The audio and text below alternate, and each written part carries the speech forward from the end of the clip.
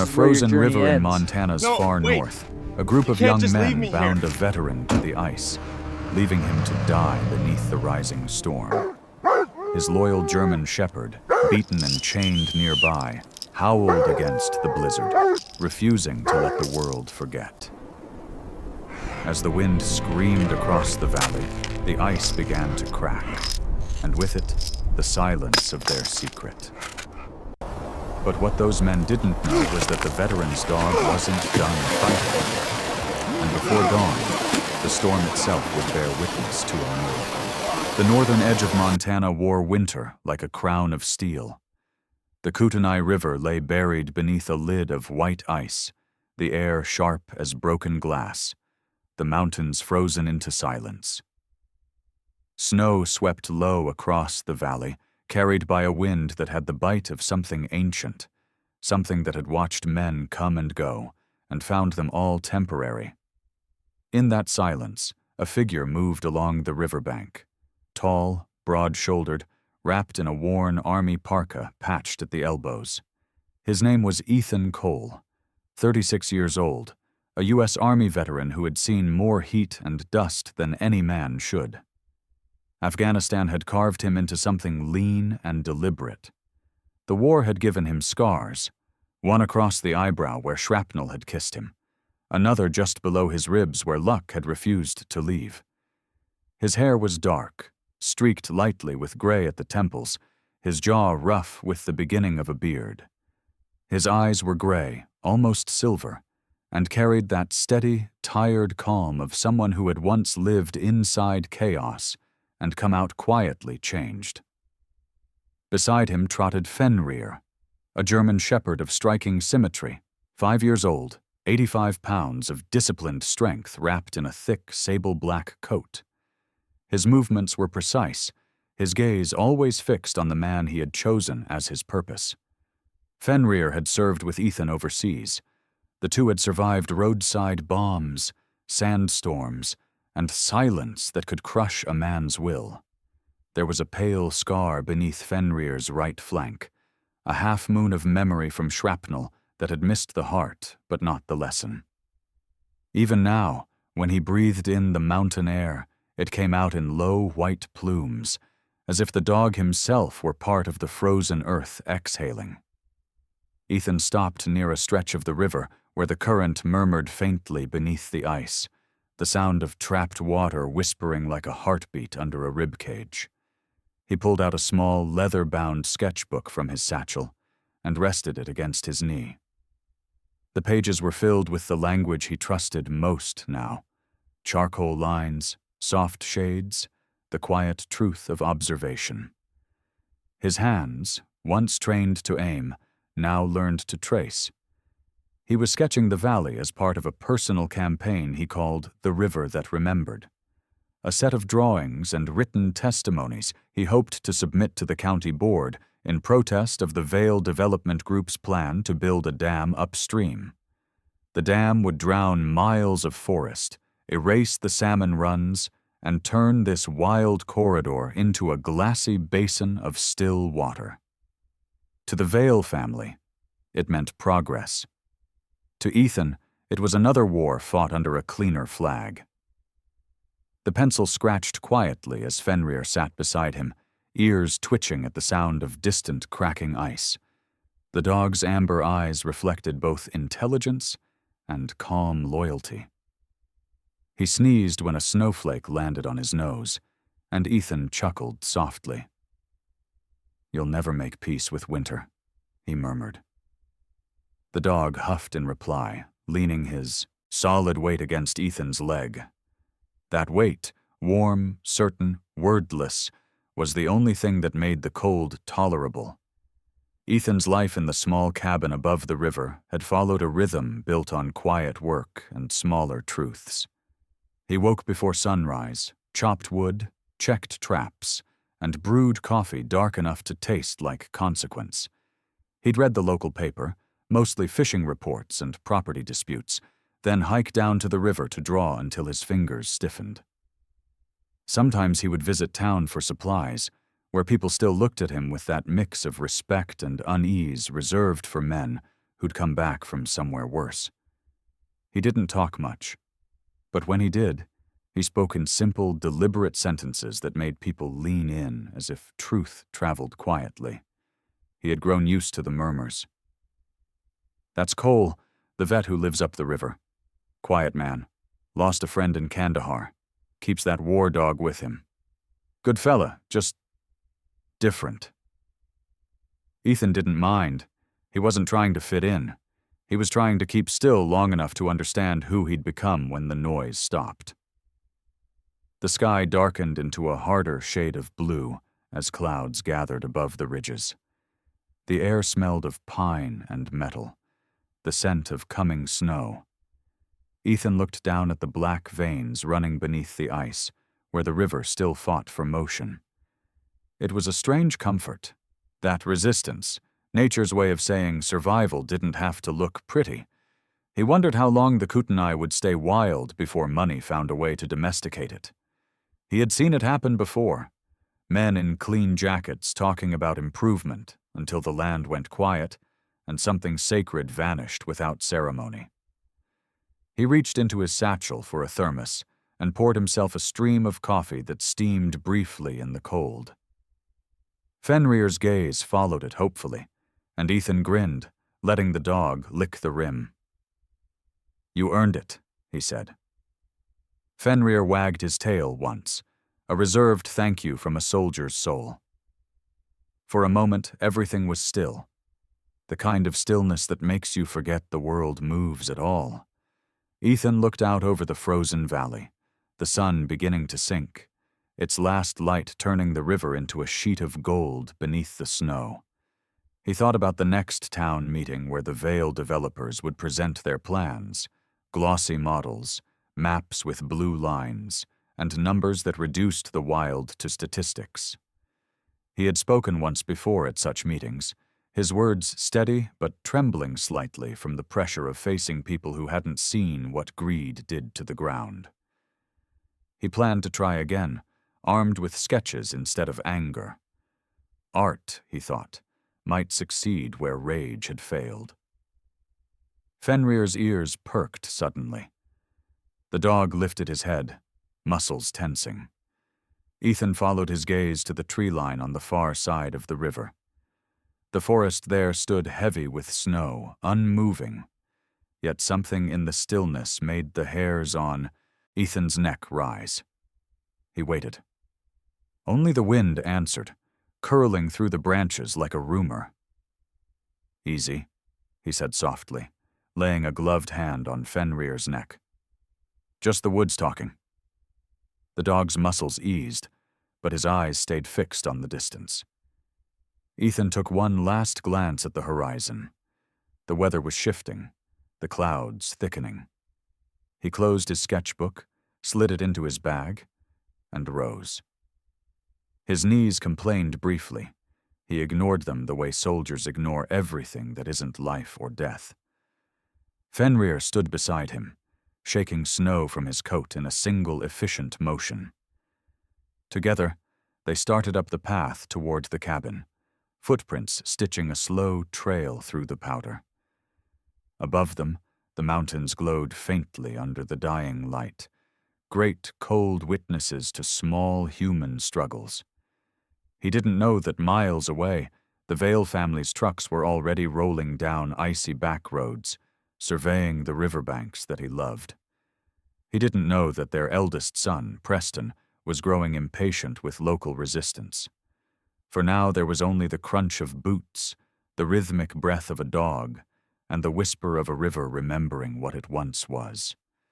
Ethan paused one last time at the bend where the Kootenai curved toward the pines. Beneath the ice, the water moved, unseen, unstoppable.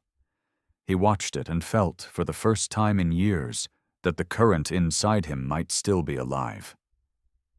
"Come on, boy," he said. "Let's go home." Fenrir nudged his hand in agreement, and together they walked into the fading light, a man and his dog against the frozen north, unaware that the storm coming for them was more than just weather. The sound of tires crunching on the frozen gravel broke the stillness that had settled over the riverbank. Ethan lifted his gaze from the sketchbook balanced on his knee just as a black SUV slid into view, its tires spitting slush. The vehicle gleamed unnaturally against the muted tones of snow and pine, a creature too polished for the wilderness. Its engine idled with the deep, mechanical hum of money. The driver's door swung open, and out stepped Preston Vale, 24, tall, and dressed like a catalog model for privilege. His wool coat was the color of wet charcoal, tailored to perfection, his leather gloves immaculate, his boots untouched by the filth of real work. The air of entitlement clung to him thicker than the cologne he wore. His face was smooth, angular, and confident in the way that comes from never being truly tested. The Vales were the kind of family that owned half the county and spoke about saving the community while buying pieces of it one quiet deed at a time. Preston's father, Victor Vale, was known for his persuasive charm and ruthless follow-through. Preston had inherited both traits, but none of his father's patience. The passenger door opened next, and Mia Hart climbed out carefully, holding her jacket close against the wind. She was 22, slender, with long brown hair that whipped across her face in the gusts. Her beauty had a quiet, curated quality, the kind of look that came from effort disguised as luck. She'd grown up in the same town as Ethan, but on the opposite side of opportunity. Private schools, summer homes, friends whose fathers ran banks instead of tractors. There was a flicker of uncertainty in her blue eyes as she glanced toward Ethan. She wasn't cruel by nature, but she'd spent too long standing next to people who were. She smiled weakly, though whether out of politeness or discomfort, Ethan couldn't tell. Finally, the back door opened, and Connor Pike stepped out. He was tall but lanky, shoulders slightly hunched as if apologizing for his own existence. His denim jacket was too thin for the weather, and his face had the gaunt, restless look of someone who hadn't slept well in weeks. Connor had once been a promising local mechanic before falling into the gravity of Preston's friendship, or more accurately, Preston's orbit. He was 23, quiet and observant, with a conscience that never fully learned how to stay silent. The three of them together looked like an advertisement for imbalance. Money, beauty, and guilt all trying to stand in the same frame. Preston shut the SUV door with a deliberate slam that sent a pulse of sound across the valley. "Well," he said, his breath frosting in the air, "if it isn't the town's very own environmental hero." His tone was amused, but his eyes were sharp, restless. Ethan said nothing, sliding his sketchbook into his bag and standing up slowly. Fenrir rose beside him, silent, head tilted, tail still. The Shoith dog's amber gaze locked onto the strangers with calm, intelligent suspicion. Preston's smirk faltered for half a heartbeat at the sight of the German shepherd's poised stillness. "Cute dog," he said, recovering. "I guess you both enjoy the view before my family turns it into something useful." Ethan's gray eyes met his. "There are things that don't need saving," he said evenly.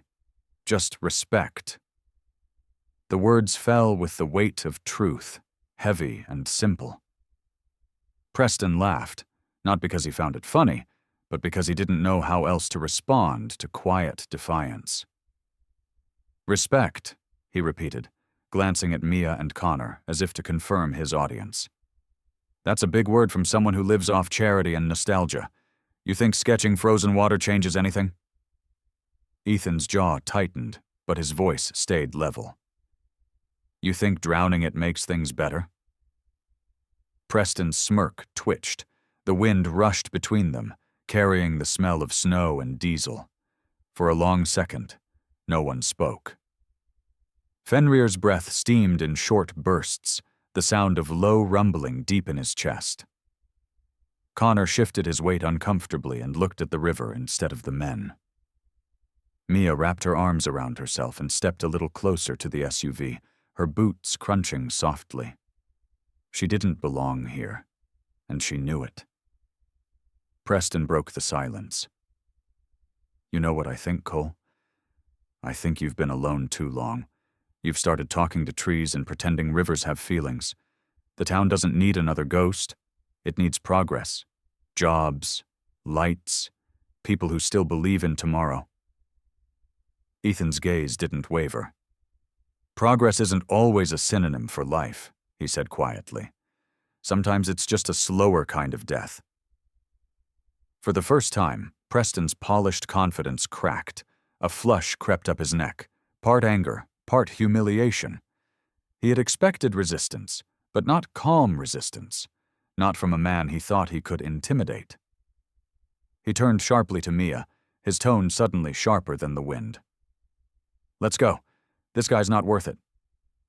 Mia hesitated, glancing at Ethan one last time. "Preston, maybe we should—" she began, but he cut her off with a glare. "Get in the car." The words snapped like a whip. Connor hesitated too, caught between loyalty and decency. "Come on," Preston barked, his voice cracking the cold air. Reluctantly, Connor climbed back into the SUV, slamming the door harder than he meant to. Preston lingered, one gloved hand on the roof of the vehicle. "Enjoy your view while it lasts," he said, "because soon this place will belong to people who know how to use it." Ethan watched him without blinking. "The river already belongs to someone," he said. "You just can't buy them." Preston's smile vanished. He got in, and the SUV rolled away, its taillights burning red through the mist like twin eyes fading into the trees. The silence that followed was heavier than before. Fenrir padded to the edge of the bank and sniffed the air, his breath ghosting over the snow. Ethan crouched beside him, resting a hand on the dog's back. "Easy, boy," he murmured. "They'll be gone soon enough." But even as he said it, something in him knew the lie. People like the Vales never really left. They circled until they got what they wanted. The sky dimmed as clouds gathered over the ridge. A single crow cawed from the pines, its sound slicing through the air like a warning. Ethan zipped his jacket and turned toward the trail home. Fenrir walked at his side, head low, eyes scanning the tree line. The wind shifted direction, carrying the faint smell of oil and exhaust from the departing SUV. It lingered longer than it should have, like a stain that didn't want to fade. By the time Ethan reached the bend in the trail, the first flakes of new snow had started to fall. Small, hesitant, like the prelude to something heavier. He stopped once more to look at the frozen river. Beneath the ice, the current still moved, invisible but persistent. The Kootenai had weathered worse than men like Preston Vale, and so had he. Still, as the sky darkened, a weight settled in his chest. He didn't know yet that this encounter had shifted something, not just in the air, but in the lives that would soon collide because of it. The wind over the Kootenai changed that evening. It no longer whispered. It roared, carrying the kind of cold that could carve through bone. Snowflakes thickened, swirling like ash from an unseen fire. Ethan was walking back toward the cabin when he heard the engine again, the black SUV growling somewhere behind him. He turned, his breath fogging the air, and saw headlights cutting through the mist like twin knives. His instinct told him to move, but pride and defiance anchored him where he stood. Fenrir stood beside him, alert, tail stiff, a low growl rumbling from deep in his chest. The SUV rolled to a stop barely 10 feet away. The door opened, and Preston Vale stepped out again, his face set in a cold, deliberate sneer. "You should have kept your mouth shut, soldier," he said, his voice slicing through the storm. Behind him, Connor Pike followed hesitantly, his eyes darting nervously between Preston and Ethan. Mia sat inside the SUV, her hands gripping the steering wheel, her expression pale and uncertain. Ethan stayed still, his posture calm but ready. "You've had your say," he replied. "Go home." Preston smirked. "Oh, I intend to, but not before I teach you something about respect." He nodded at Connor. "Grab him." Connor froze. "Preston, come on, this isn't—" Preston's glare was a blade. "Do it!" Reluctantly, Connor moved forward, his hands trembling. Ethan stepped back, but Preston was already circling him, his voice mocking. "You think the river belongs to you? You think drawing it changes anything? Nature doesn't care about men like you." Ethan didn't answer.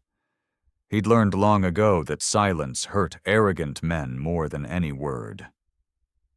Preston's smirk wavered, frustration flaring. He lunged, striking Ethan across the face with his gloved hand. The blow wasn't much, but it carried insult, and Fenrir exploded forward with a snarl, muscles coiled with fury. Preston kicked at the dog as Connor tried to hold Ethan back. The kick landed hard, a sickening thud as Fenrir yelped and stumbled into the snow. "No!" Ethan shouted, twisting free, his fist connecting squarely with Preston's jaw. The impact sent the young man staggering, blood bright against the snow, but it was 3 against 1. Connor grabbed Ethan from behind, pinning his arms as Preston recovered, wiping his mouth and laughing breathlessly. "That all you've got, hero?" he spat, his pride burning hotter than the pain. "Tie him." Connor hesitated. "Preston, stop. He's bleeding. Tie him!" Preston barked, grabbing a coil of rope from the truck bed. His tone left no room for mercy.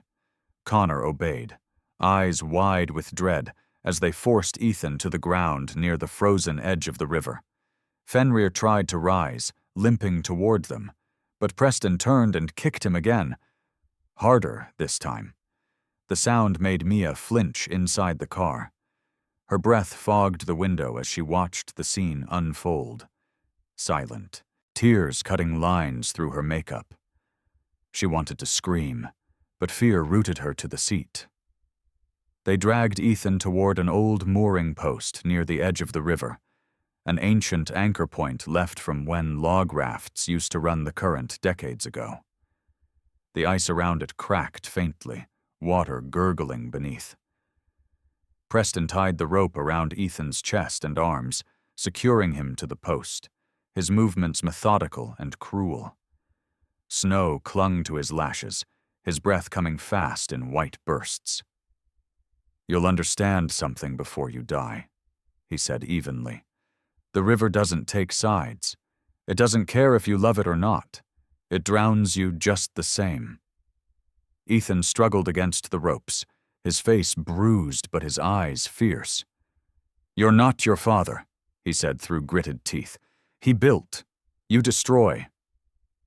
Preston's face darkened. "My father built his empire because he knew how to silence men like you." He leaned closer, voice low and poisonous. "And when the ice breaks, this river will do the same for me." Connor stepped back, shaking his head. "Preston, please, this isn't right. We can just leave him here, scare him." "Scare him," Preston hissed. "You think I'm doing this to scare him? I'm teaching him his place." He turned and shoved Connor, his voice rising with fury. "You think I came out here in a storm for a lesson? No? This is what happens when people forget who owns this land." Fenrir, half conscious, whimpered softly nearby, his body trembling. The dog's amber eyes locked on Ethan's, filled with confusion and pain. Ethan felt his heart twist at the sight. "It's okay, boy," he said quietly, his breath fogging the air. "Stay down. I'll get us out." Preston looked between them and laughed, a hollow, ugly sound that vanished into the wind. "Even now you talk to the damn mutt," he scoffed. He motioned for Connor to help tie the dog. Connor didn't move, so Preston did it himself, dragging Fenrir by the collar and securing him to another log just a few feet away. The dog let out a low, broken growl, the kind that carried both fear and defiance. When Preston finished, he stepped back, admiring his work like an artist surveying a finished piece. "You'll freeze before the river gets you," he said, his tone almost conversational. "But either way, you'll see what I mean. Nature doesn't play favorites." He turned to Mia. "Let's go." Mia hesitated, her hand gripping the wheel so tightly her knuckles whitened. "Preston, we can't. He'll die." Preston slammed the door beside her, eyes blazing. He already chose his death the day he tried to stand in my way.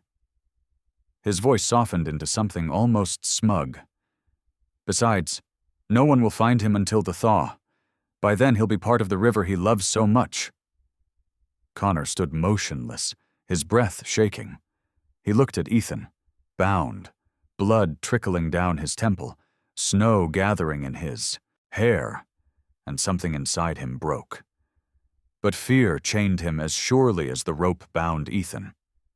Preston climbed back into the SUV, slamming the door. The headlights swept across Ethan and Fenrir, illuminating them like ghosts frozen in the storm.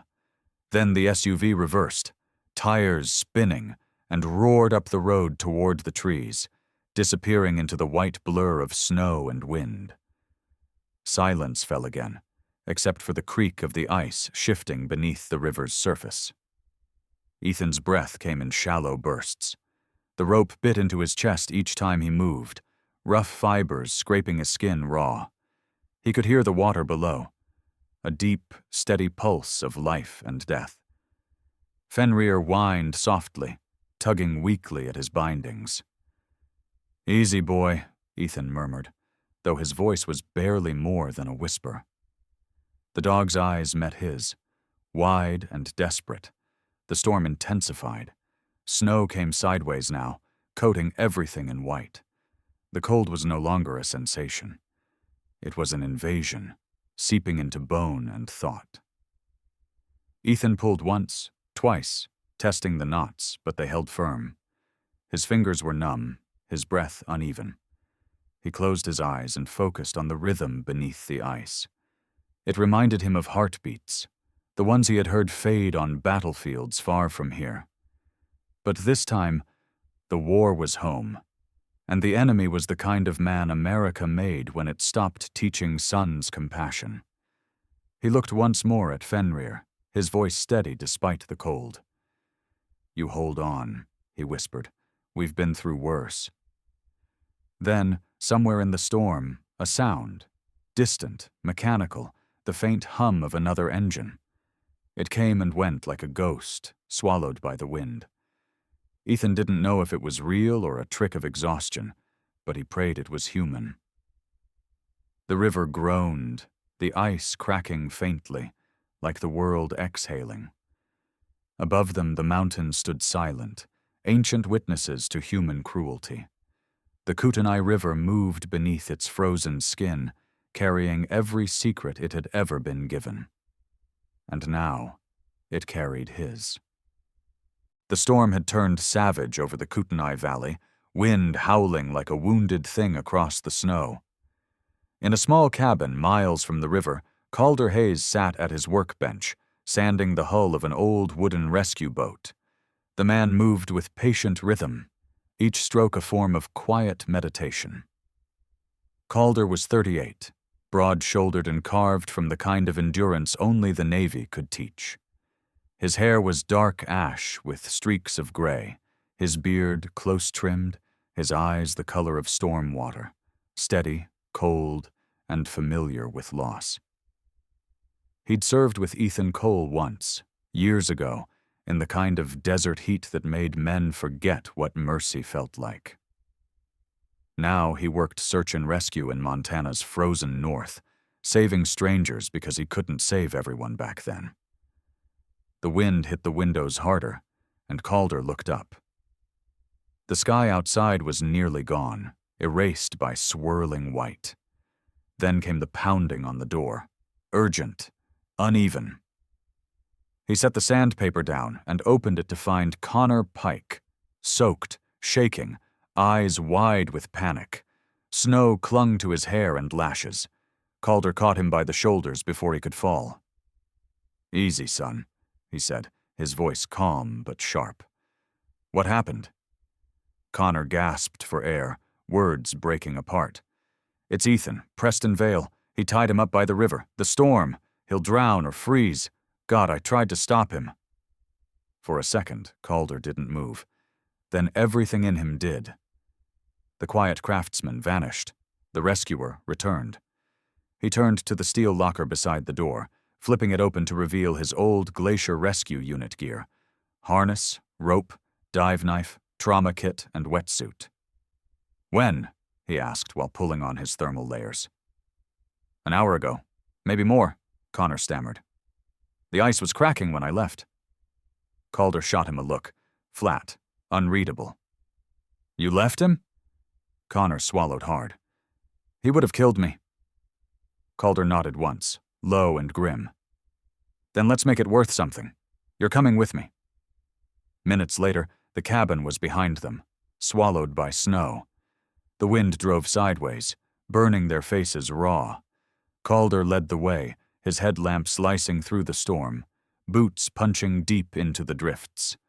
Connor stumbled behind, guilt heavier than his steps.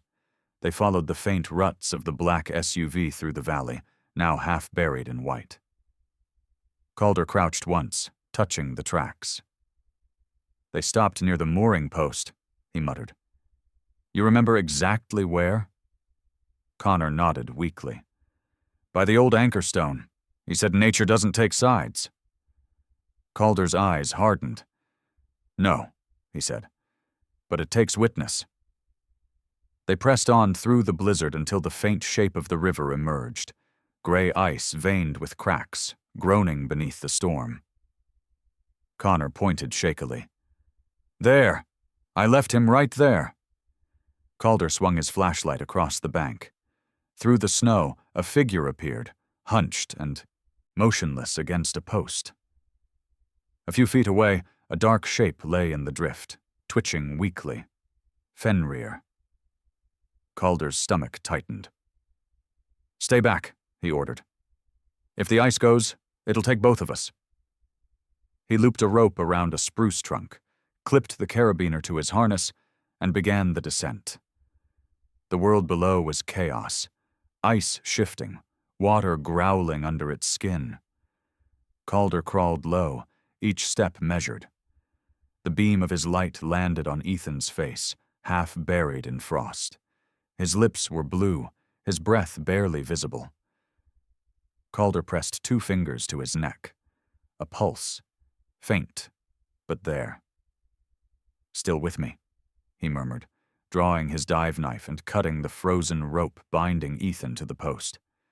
Then he turned to Fenrir, whose fur was stiff with ice, one paw twisted at an odd angle.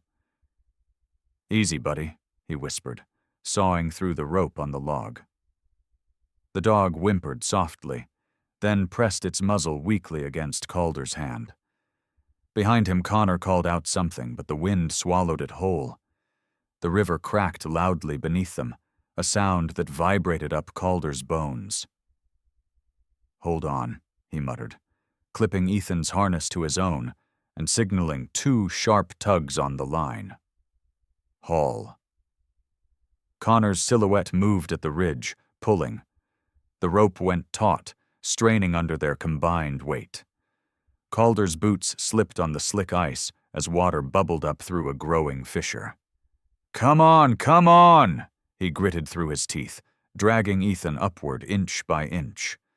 Fenrir stumbled after him, limping, his loyalty refusing to die even now. The climb felt endless, but finally they reached solid ground. Calder hauled Ethan free of the ledge and collapsed beside him, gasping. Snow swirled around them, the world howling, alive with fury. Connor fell to his knees, sobbing. "Is he?" Calder pressed a hand against Ethan's chest. A shallow rise. "He's breathing," he said, his voice steady. "Not for long if we stay here. Help me." They wrapped Ethan in Calder's coat. Fenrir curling against him for warmth. Calder slung Ethan over his shoulder, muscles straining, and began the trek back towards the ridge. Thunder rolled then, not from the sky, but the mountain itself. A deep, breaking roar echoed across the valley.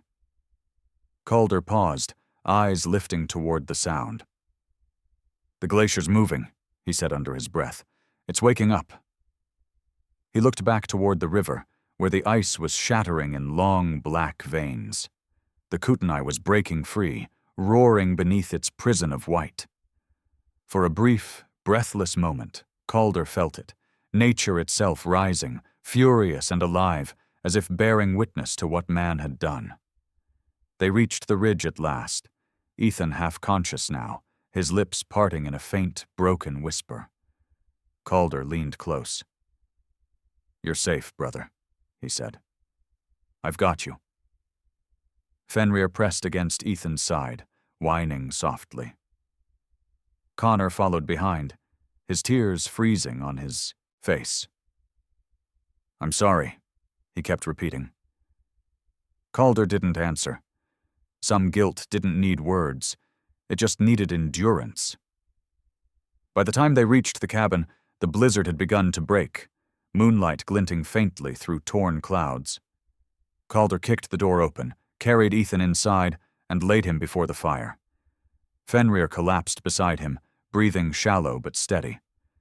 Connor dropped to the floor, shaking. Calder tore open the trauma kit, checking Ethan's vitals. Frostbite, hypothermia, rope burns, but alive. He glanced toward the window, where the storm was fading into silence. Somewhere far off, the sound of shifting ice echoed again, the glacier groaning like an ancient witness speaking from its sleep. Calder looked down at Ethan and murmured, "The river tried to take you, brother, but not tonight."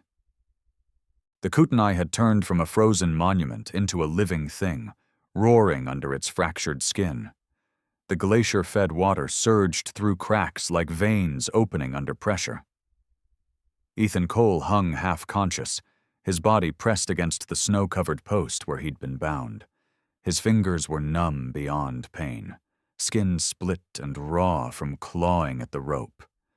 The world was reduced to sound, the howl of the wind, the creak of ice, and the deep heartbeat of water beneath him. Somewhere within that rhythm, something in him refused to surrender. He groped blindly through the snow until his hand brushed against a shard of metal, broken, jagged, maybe from the old mooring. He clenched it, the edge slicing into his palm. Bit by bit he began sawing at the rope, his blood freezing to the fibers. A flash of lightning split the sky, painting the river silver blue. For an instant, Ethan saw Fenrir through the snow, his loyal German shepherd lying half-buried nearby, chest rising weakly, muzzle dusted white. The dog's ears twitched at the sound of his name, a faint whimper escaping into the storm. "Stay," Ethan whispered, his voice little more than breath. He pulled harder, ignoring the fire in his wrists. The rope finally began to give, one strand at a time. Far off, the low growl of an engine answered the thunder. Calder Hayes had returned. The headlights of his snowcrawler cut through the dark as he braked hard near the riverbank. He stepped out, the blizzard whipping around him, his wetsuit half-zipped beneath a heavy rescue jacket. He'd been through dozens of missions like this, but none that carried the weight of a friend's name. "Hang on, brother," he murmured, tying the rope from his harness around a spruce trunk. His breath steamed in the frigid air as he secured the second carabiner. Then, with one practiced motion, he lowered himself toward the river. The slope was slick and steep, the ice beneath his boots creaking like strained glass. He descended in short, measured movements, every step deliberate. Snow flurried across his goggles. When the beam of his headlamp found Ethan, the sight froze him. A motionless figure, pale and bloodied, tied to the dying river like an offering to winter. Calder's gut clenched. "I've got you," he said aloud, though the wind tore his words away. Ethan barely turned his head. His lips parted, a single sound escaping. "Fenrir." Calder followed his gaze. The dog was still alive, faintly barking through the storm, its leash frozen into the snow. "I see him," Calder said. He unclipped his dive knife and slashed through the remaining ropes on Ethan's wrists. The last strand snapped, sending them both collapsing into the snow. Calder caught him by the shoulders. "Don't you dare close your eyes yet." Ethan blinked, dazed, and managed a rasp of a smile. Late, as always. The river answered with a deep crack that echoed across the valley. The ice beneath them trembled. Calder swore under his breath. "We're out of time." He fastened Ethan's harness to his own and yanked twice on the rescue line. Connor's signal to haul. The rope tightened, jerking upward. Snow rained from the trees as Connor strained at the other end, pulling with everything he had. Calder dragged Ethan closer to the ridge, boots digging deep. But the river wasn't done. A section of the bank gave way behind them, collapsing into the torrent below. The sound was deafening, ice shearing off in slabs, swallowed by black water.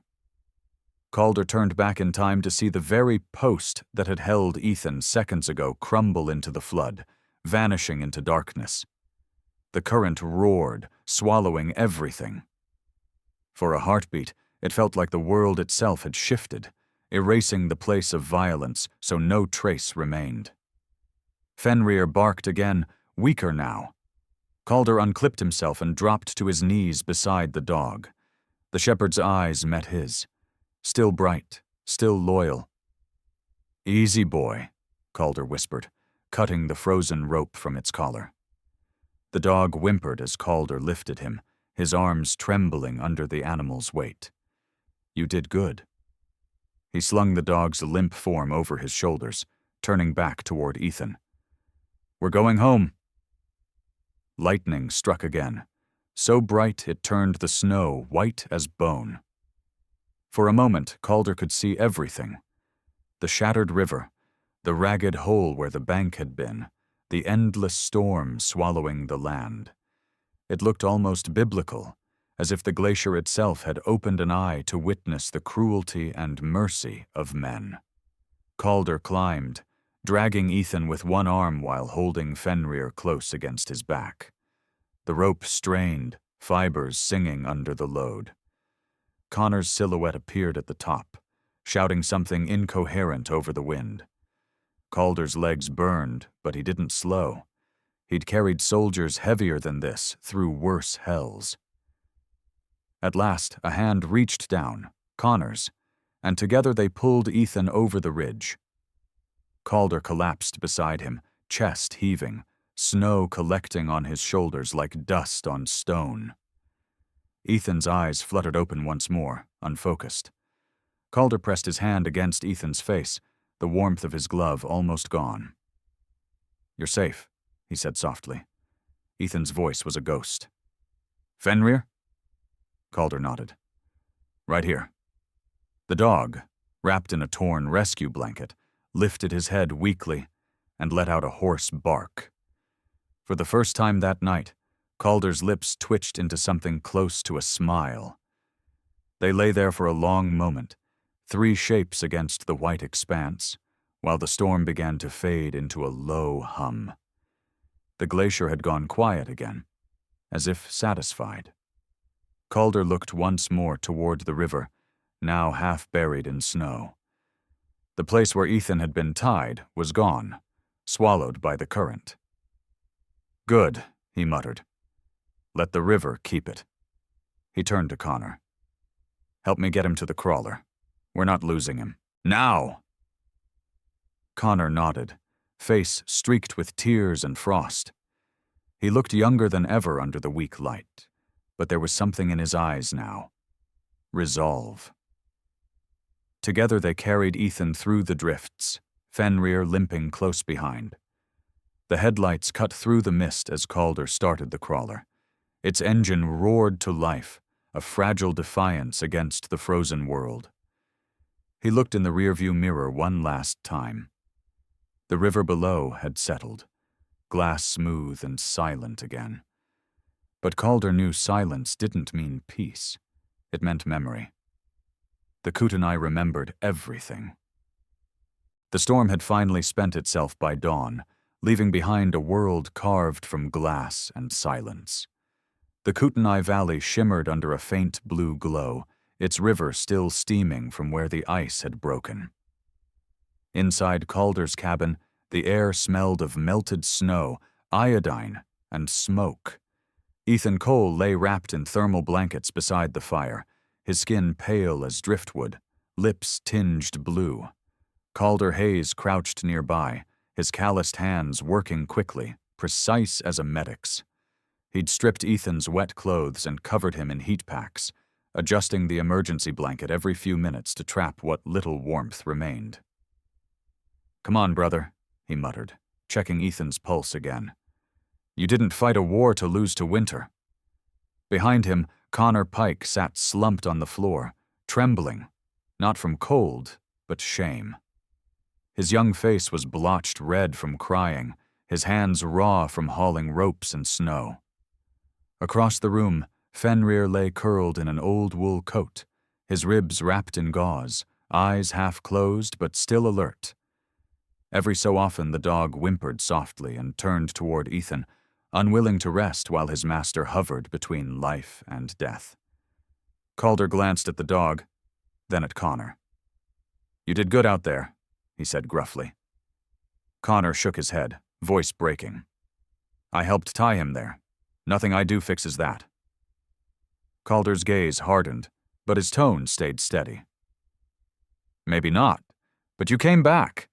That's more than most men with fear in their bones ever do." The fire crackled louder, its warmth finally cutting the chill. Ethan stirred slightly, his breath deepening. Calder leaned closer. "He's coming back," he said quietly.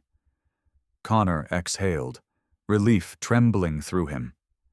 Outside, the first sliver of daylight stretched across the frozen trees, painting the snow in streaks of pale sapphire, the kind of blue that comes only after a night the earth almost didn't survive. By mid-morning, the sound of engines shattered the fragile peace. Calder's eyes snapped up. Through the frosted window, two black SUVs rolled into the clearing, tires grinding through the ice. He recognized the crest on the side doors before they stopped. Vale Industries. Behind them, a sheriff's vehicle followed, its lights cutting through the pale fog. Connor stiffened. "It's him," he whispered. Calder stood, his hand automatically moving toward the heavy wrench hanging by the stove, before stopping himself. Violence wasn't needed. Not yet. The first door opened, and Victor Vale emerged.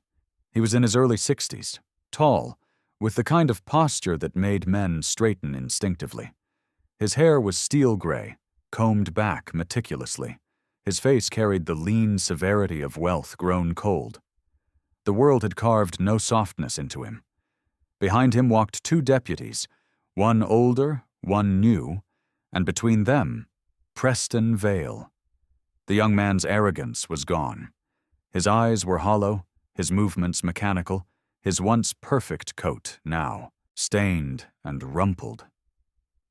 Still, Victor's hand rested possessively on his son's shoulder, as if dominance could pass for protection. Calder opened the cabin door before they could knock. "Morning," he said evenly. "You're just in time for judgment." Victor's eyes flicked around the cabin, Ethan lying by the fire, Connor frozen in the corner, Fenrir lifting his head with a low growl. "So this is your story," Victor said. "You attack my son, steal company property, and stage a scene to make yourself a hero." His tone was calm. Too calm. The sound of a man accustomed to rewriting truth. Connor jumped up, panic in his voice. "That's not what happened," he shouted. Preston, he tied Ethan up by the river. He said no one would find him.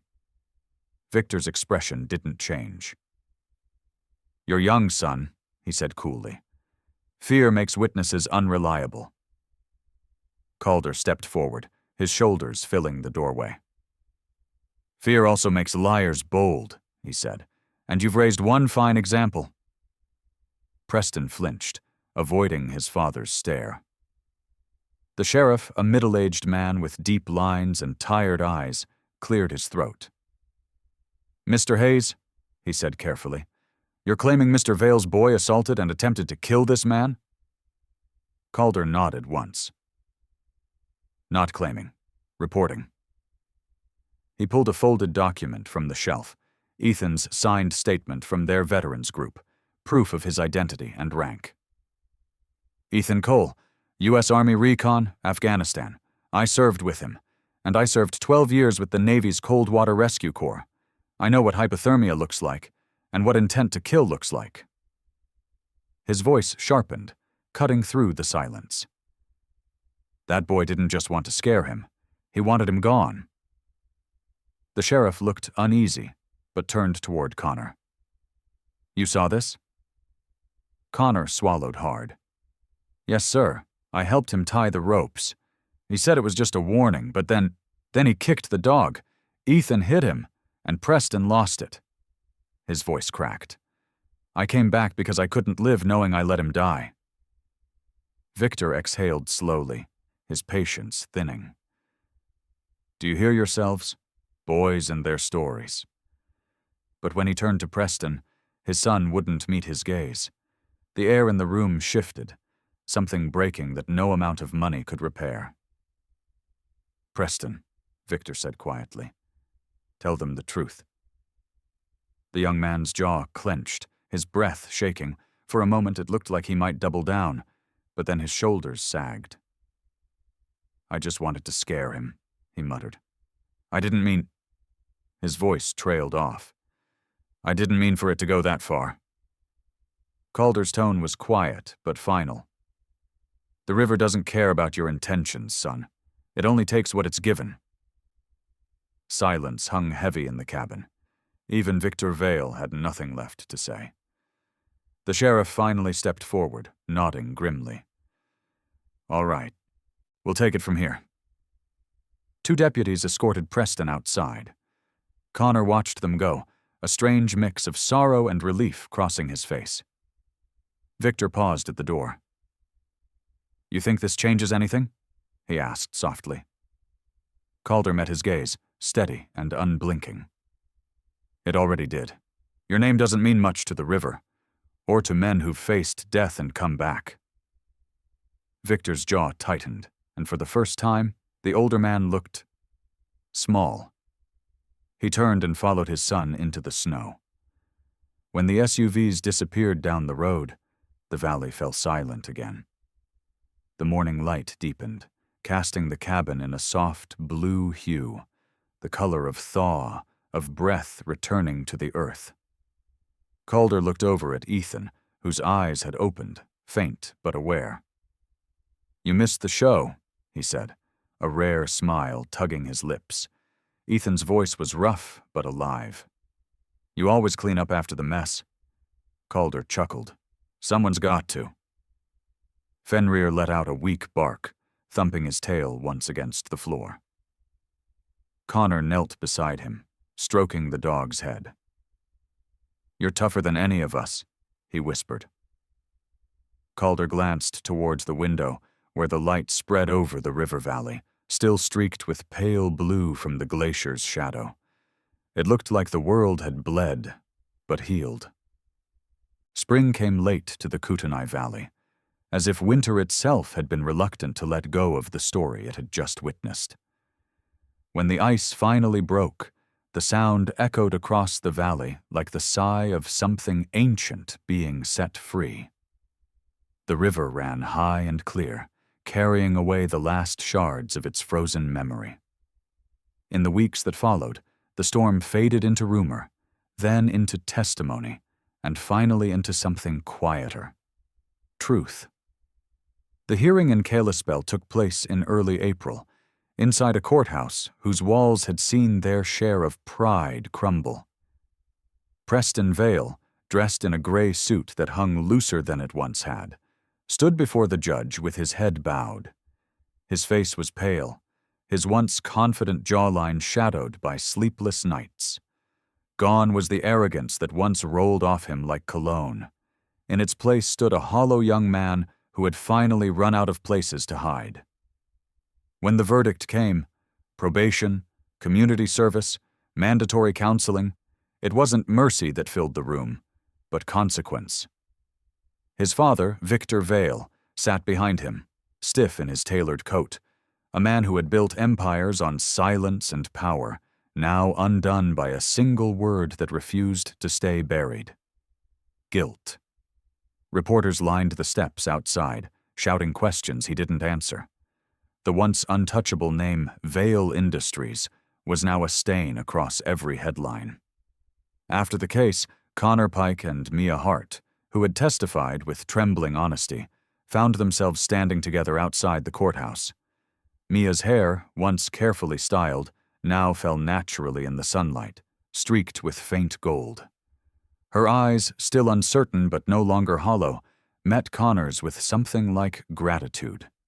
They had both chosen to stay, to face what they'd done, and to rebuild from the ruins. Connor joined a small reforestation group tied to the Kootenai Preservation Project, while Mia volunteered for a wildlife rehabilitation program. She told him once, over coffee at a roadside diner, "I thought people couldn't change. I was wrong." He smiled faintly. Maybe we just needed a storm. Back near the river, the world had softened. Ethan Cole recovered slowly under Calder's watch. The deep marks on his wrists remained, pale ridges of scar tissue that throbbed when the weather turned cold. But his eyes, gray, steady, had gained a light that hadn't been there before. Each morning, he walked the trail behind the cabin, the path that followed the curve of the Kootenai. Fenrir padded beside him, now strong again, his fur thick and gleaming under the spring sun. The German shepherd was 5 years old, a seasoned soul in a young body, his left side still bearing a faint patch where the fur hadn't grown back. Sometimes he'd stop at the river's edge, nose lifted, as if remembering the night it nearly took them both. On one such morning, Ethan found Calder Hayes already sitting on the porch, his broad frame relaxed, a tin mug steaming in his hands. The older man looked at peace for the first time in years. The beard was a little longer now, the gray more pronounced, but his eyes still held that same calm steel. "You sleep?" he asked without turning. Ethan smiled. "Trying. The nightmares are getting quieter." Calder nodded. "That's how you know you're healing, when the silence stops feeling dangerous." They sat for a while, the kind of silence that doesn't need to be filled. Fenrir stretched out in the sunlight, sighing contentedly. The smell of pine sap drifted through the air. From somewhere far off, the faint echo of melting ice cracked like glass giving way to warmth. Ethan sipped his coffee, his hands still a little unsteady. "You ever think about what would have happened if you hadn't heard the glacier break?" he asked. Calder chuckled low. "I've learned not to question what wakes me. Maybe it's luck. Maybe it's something older." Ethan nodded slowly. "You know," he said, eyes on the river, "we thought we were saving it. From greed, from men like Vale. But maybe—" He trailed off, searching for the words. "Maybe it was saving us." Calder turned, his expression softening. "You might be right," he said. "Sometimes it takes being broken to understand what's worth keeping." They watched the river for a long time. A pair of bald eagles circled above, their wings catching the morning light. The snowmelt glimmered against the rocks, smooth and endless, as if nothing violent had ever touched it. Yet the land remembered, the cracked branches near the mooring post, the half-buried rope now tangled in moss, the faint scars in the ice where the rescue line had cut through. The valley had kept its evidence, but it had also forgiven. Later that day, Mia stopped by the cabin with supplies: bandages, dog food, coffee. She wore a thick green jacket and jeans, her cheeks flushed from the hike. Calder greeted her with a nod. "You're persistent," he said. She smiled faintly. "I promised Connor I'd check on the dog." Fenrir wagged his tail as she knelt to pet him. "Looks like you're doing fine," she whispered. Calder poured her coffee without asking if she wanted any. "He's got more lives than most people I know." Ethan chuckled. "He earned every one." As dusk fell, the river turned blue again, not the icy blue of winter, but the soft hue of renewal. Ethan leaned against the porch post, feeling the weight of quiet gratitude settle in his chest. Calder sat beside him, mug in hand. "You think the river forgets?" Ethan asked. Calder's gaze followed the current. "No," he said after a moment. "It remembers everything. It just doesn't hold grudges." Ethan smiled. "Then maybe it'll tell our story someday." Calder nodded. "It will, in its own way." Fenrir barked once, as if in agreement, then lay back down, his head resting on Ethan's boots. The last light of day spilled across the valley, turning the snowmelt into liquid glass. And as the river kept flowing, steady, eternal, it carried with it the memory of a man who chose forgiveness over bitterness, a dog who refused to leave, and a friend who came when the world was breaking. The Kootenai would never speak of it aloud, but it would remember. Always. Some stories don't end where they begin. They just flow into something larger, something unseen. The Kootenai River didn't just wash away the snow that winter. It washed away anger, guilt, and the illusion that we ever survive alone. Maybe that's how God works in this world, not always through thunder or fire, but through small mercies. A friend who hears the storm, a loyal dog who refuses to leave, a stranger who chooses compassion over pride. Sometimes miracles don't look like light breaking through clouds. They look like two hands pulling you from the ice when you least deserve saving. For many Americans, life feels like that river, restless, unpredictable, always testing how much faith we still have left. But every morning we wake up, take a breath, and try again. That's grace. That's God saying, you still have time to love, to forgive, to build something good. So if this story touched your heart, if you've ever been rescued by kindness, by faith, or by someone who refused to give up on you, share it. Leave a comment, tell your story, and help remind someone that miracles still happen, even in the quiet corners of this country. And as always, may God bless you, protect your family, and guide you through every storm you face. Don't forget to like, share, and subscribe for more stories of hope, redemption, and the miracles that still